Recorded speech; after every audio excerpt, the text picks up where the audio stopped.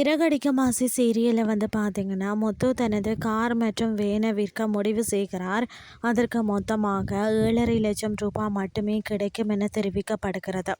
இதனால் மீதமுள்ள பணத்தை எவ்வாறு ஏற்பாடு செய்கிறது என முத்து யோசிக்கிறார். மற்றொரு பக்கம் ரவி தன்னுடைய பங்கிற்கு ஏதாவது செய்யணும் என்று ஸ்ருதியுடன் பேசுகிறார். அப்போது ரெஸ்டாரண்ட்டை வைத்து வங்கியில் கடன் எடுக்கலாமா என கேட்க அவர் முயற்சி செய், நம்மால் முடிந்ததை செய்வோம் என்று ஆதரவு அளிக்கிறார். ஆனால் மீனா யாருமே சொன்னதை கேட்காமல் தனது பதவியை ராஜினாமா செய்ய முடிவு செய்கிறார்.